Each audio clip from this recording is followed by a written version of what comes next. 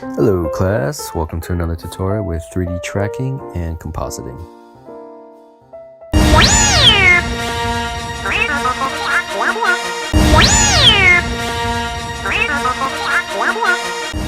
Alright, so we got BB-8 in a droid cafe, and let's get started. So first we're going to open up After Effects. So we're going to go to File, Import File, find the cafe video file I sent, and open it, import it. Cool. So I'm just going to drag and drop it into the comp icon, get a timeline going. I'm going to go down to Tracker, and if you don't have Tracker, go to Window, make sure Tracker's checked. So we'll hit Tracker in the miscellaneous, hit Track Camera, and let After Effects do its job. See it's analyzing in the backgrounds. You can see in the effects window, you can see the progress being made. So what it's doing is tracking every single frame of that video, trying to find the perspective and vanishing point. And it should give us some tracking points that look kind of like a little fruity pebbles there. And if you hover over some of them, you might get this target shield. It's a red target. And if you scroll through it, you'll see that those tracking points, they stick to areas in the video. So what we're going to do is we're going to find a point, a triangulated point with that target somewhere near the floor so that it looks flat on the floor, kind of towards the back of this room right there. That one looks good to me. I'm going to right click it, and you'll see it's highlighted between 3 points, triangulated, and right click and choose Create, Solid, and Camera. And once you create this, it's going to create a 3D camera for you, and it's going to give you a solid that's already 3D. So if I scroll through this, you'll see that basically that solid looks like it's pasted right to the floor. All right, so this is basically the basics of tracking and match moving. And really, you're really kind of done from there. You just want to go ahead and add some elements now. So let's create some text. I'm going to type Droid Wars, hitting the text tool, or Droid Cafe, yeah. Toggle switch, hit the 3D box. Now it's a 3D layer and it's gone, but let's just scroll back and you'll see it's just closer to the camera. Let's hit the Z position, the blue arrow. Let's push that back in Z space and bring it to the right. And let's paste it so that it's kind of like on the glass of that wall right there. So what I'm going to do is I'm going to hit the position. I'm going to go to edit copy of the solid. Then I'll go to hit the position of the text by hitting P. And then I'll go to edit paste. So I'll just paste that position from one object to the other. And it's locked in pretty good. I'll just lift it up a little on the y-axis. Move it over to the right on the x. And maybe push it back just a little. Position it so that it basically moves with that piece of glass. Let me rescale it a little bit. By the way, hit S and P to get the hot keys for scale and position. Cool, it looks like it's pretty much on there. I'm getting a little picky. I'll put it back a little bit more, just so it looks like it's right on top of that glass, like it's a poster on that glass or a sticker. That looks pretty good. It's tracking and moving. It looks like it's now part of the actual environment, the scene. So I'm going to say, maybe just move it just a tad more. Yeah, I think that looks pretty good.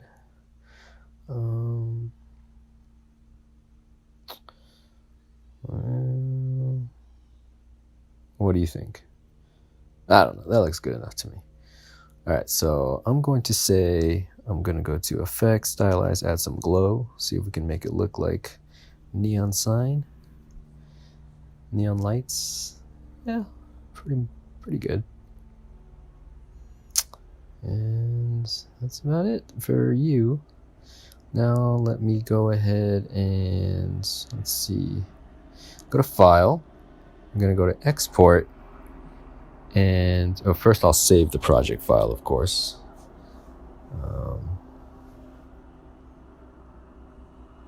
Yeah, let me save it as track. And then I'm going to go to File, Export, and choose Maxon Cinema 4D Exporter. And I'm going to click OK. And it's basically going to say it's only going to export the 3D layers, the ones with the square box on, the cube.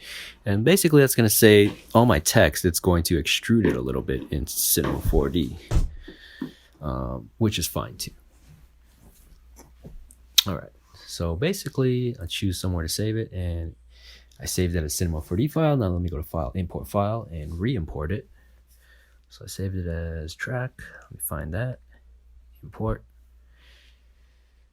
So it's a little back and forth. You export it and then you re-import it. And once it's in, you see the settings are the same. Let's just drag and drop it to the top of the timeline. And now we've got duplicates of the solid, duplicates of the text, and you can see the grid from the C4D file. Let's change it to standard final real quick just to see the full quality. And let me turn off the track solid.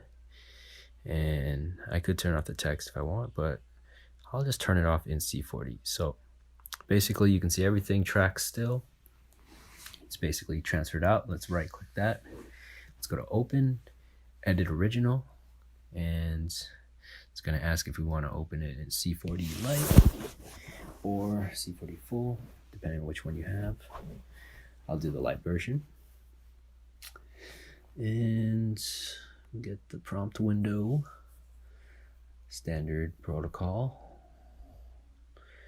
and blah, blah, blah. All right, from here you can see in my layers, I got this null with the camera, the Droid Cafe, and the track solid. If I scroll through it, you can see I'm basically moving just like I have it in After Effects. So basically now, whatever I add in here and I save it, is going to transfer over to After Effects for me.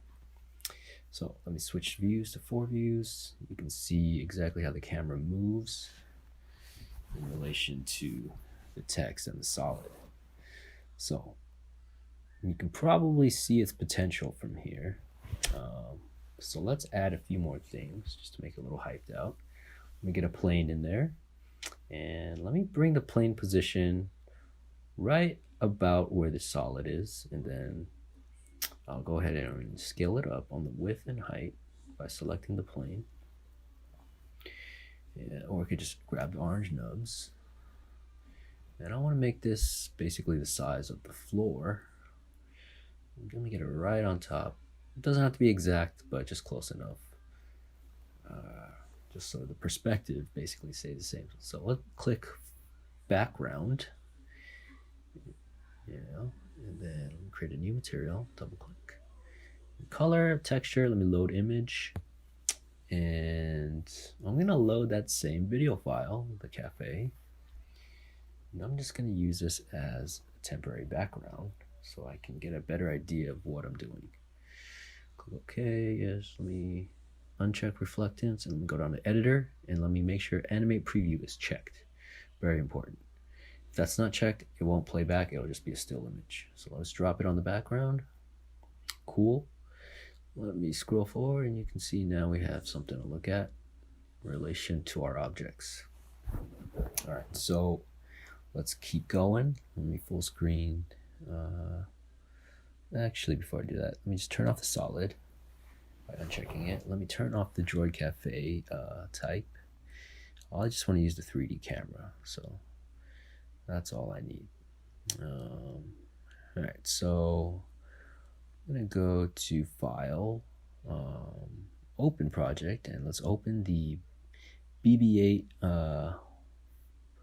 Cinema 4D file I sent you, and I got this off of free3d.com, so I didn't. Okay, cool. So there it is, and I've separated for you. Let's render preview. BB-8, null, his head, and you can rotate the head. You can see the pivot point, the center axis is from the body, and the body itself, like that.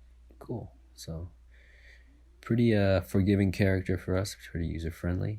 Let's edit, copy the whole thing. And let's click back to our other file and edit, paste.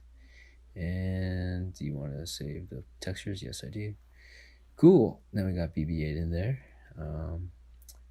Little oversized for our scene, but let's fix that right now. Let me just place him on the plane though, because that's where he's physically supposed to be. He's supposed to be rolling. That plane is supposed to be our floor. Okay, that looks good. And zoom out a little. Push him all the way to the back to where he's probably going to end up, right next to where that text was. So let me turn the text back on temporarily. Right about there. Depth. Let's move him over. Now, let's scale him down. Just click outside of those 3 color lines so it's a uniform scale. And just click and drag.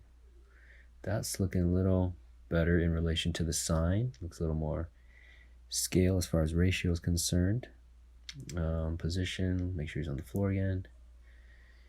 It's real important that he's on the floor. Even if he intersects it a little bit, that's better than being hovering above it, because we're going to get some shadow in here sooner or later.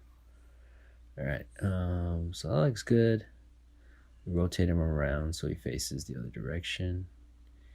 And let's scroll to like maybe 80 or 75 frames and select BB-8, the whole thing, and master keyframe that.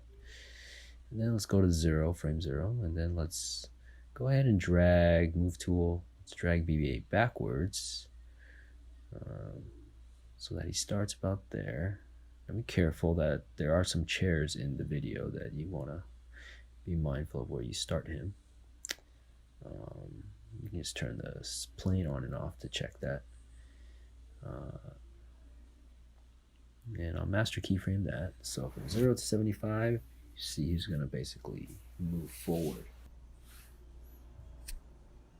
Yeah, maybe in the middle of that, you move him over a little and keyframe that too. So he's kind of like moves in a little circular motion, so it's not just straightforward.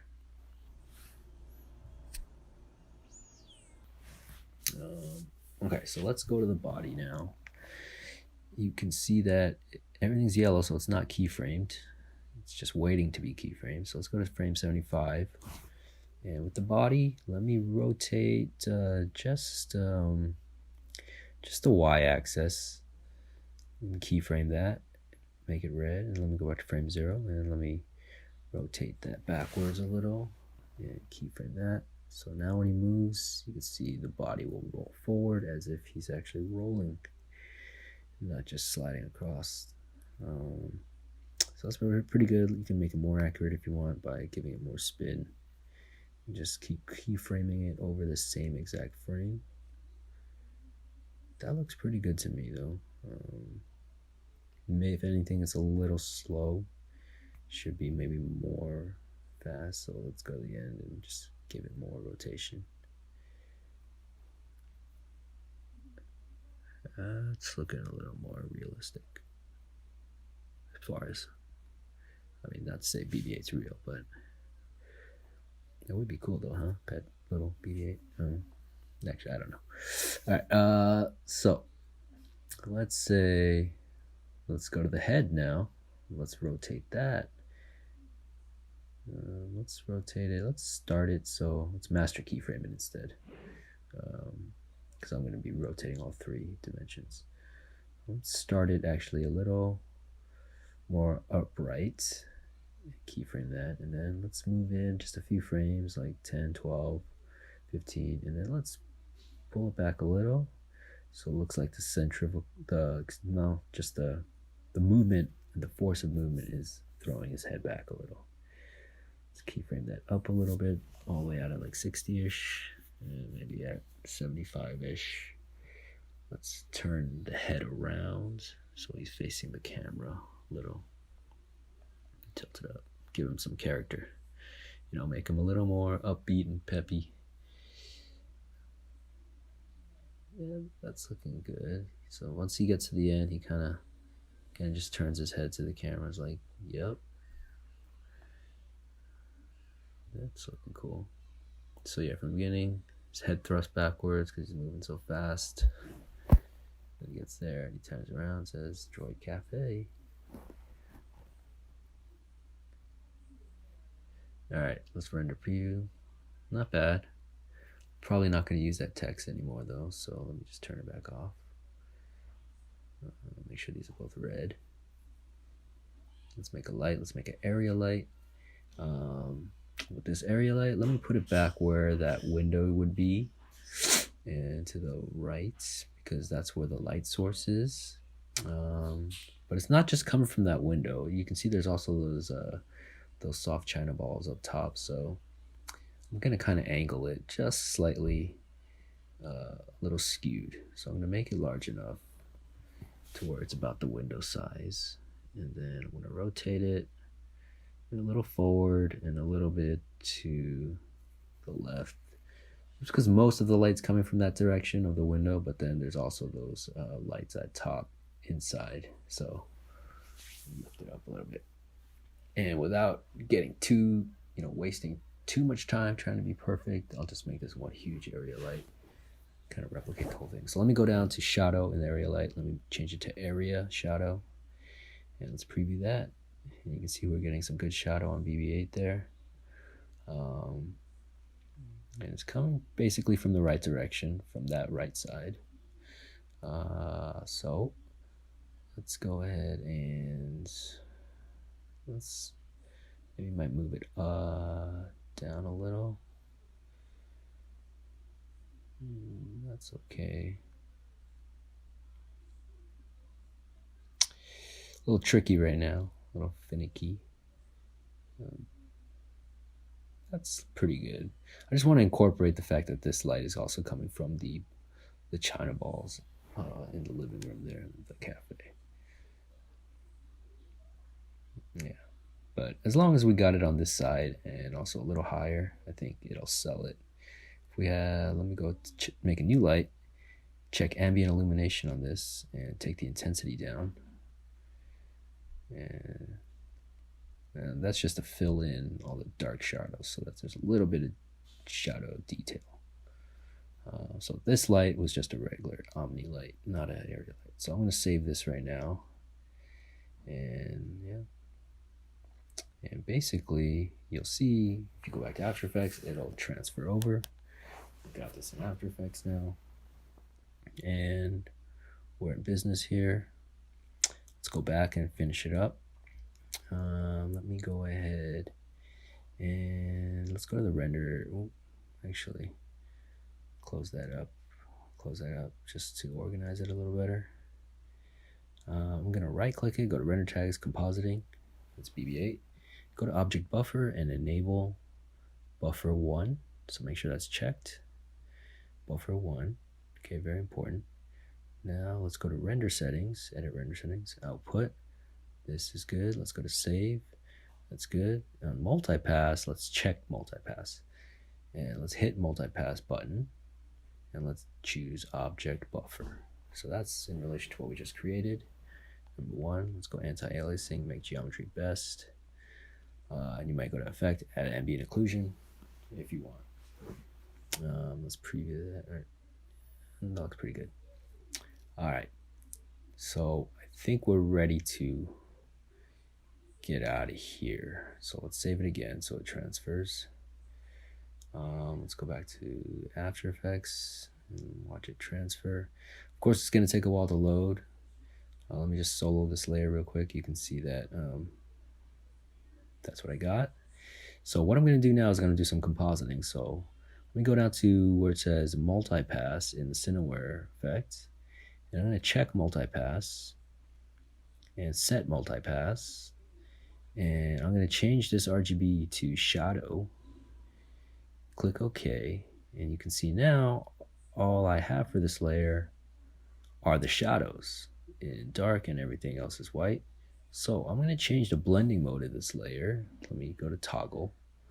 And from normal, I'm going to change it to multiply. And that way I'm just going to get the shadows and everything white is gone. So now I can adjust the shadows independently if I want. I can change color, change opacity, whatever. But I'm going to duplicate this layer. And this new one I got, I'm going to put it back to normal.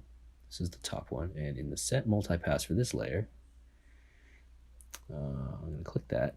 And I'm going to change this back to RGB, the regular one. And click OK. So now I got the regular one again. And also I'm going to duplicate this again. Go to Edit, Duplicate, or Control D or Command D. And I'm going to go Set Multipass for this one. And I'm going to change this to Object Buffer. And this one is going to have just a pure white and a pure black. So we can use this as a Luma matte, if you remember. So from the one on the bottom, let's go to the track matte and change it to Luma matte. Regular Luma matte, not Luma matte inverted. And there we go. So we took the Luma from that object buffer layer. Let's rename all these. I'm going to rename this one Shadow. Name this one RGB or regular. RGB. And this one, I'm going to rename that Buffer. So we took the Luma from the buffer and used our RGB, and then we just took the shadow and we multiplied it. Let's take the opacity down, maybe 50% on the shadow layer. So it blends with the shadow from the rest of the scene a little more. Maybe a little higher, 65. Cool. All right, so you can see now that I'm on full right now and it's taking a long time. So let's go to the preview, and in my frame rate, you can see I can skip a few frames if I want. So let me choose skip 5. Let me take my full resolution down to quarter. And I'll fit this. Oh, it's already at fit. And then let's play this back. So if I go ahead now and I play this back with skip 5 on the preview. Actually, let me go to layer, new adjustment layer, and then I could go ahead and create some grain, noise and grain, add grain, change preview to final output. And I could also add some motion blur to it if I wanted to. I could change the color on these layers too. Let me select RGB. Let me go to color correction, curves, and let me just raise the midtones up a little so it's a little bit brighter. That's better. We can actually see BB8. That's good. Good enough. And the shadows, yeah, we'll leave that. So yeah, let me try to, let's try previewing this now. So what it's going to do, it's going to render every 5 frames. And when it plays back, it's going to play back every 5th frame, but it's going to play it back at the normal speed. So if it's 2 seconds or 4 seconds, it's still going to be 4 seconds. It's just going to play it back in a choppier way to show you the movement, the general idea. And this is important if your scene just is too heavy and you want to see the real-time speed playback. You just choose skip frames for a little bit. So here I can skip. Let's just hit skip. Actually, let's put this to half. Let's try skip 0. Let's just do skip 0, and you'll see how long it takes. Obviously you don't skip any. It's going to take a long time to preview everything. It's going to take at least 5 minutes probably. You might as well go get a soda or get a coffee, or not a long break, just like a short 5-minute break. And then come back to it just to preview it so you can see how it all moves before it renders. And I'll just fast forward that. So that's done. And that took about 5 minutes though. And let me go ahead and preview it now. And now I can see it moving in real time. So that moves pretty good. I could add some sound effects, Star Wars theme, BB-8 sounds, but this is the basics of 3D tracking and match moving. All right, so it's your first step into a much larger world. Give it a shot. Don't gotta be good, or it's gonna be good, or it's gotta be great. One of those.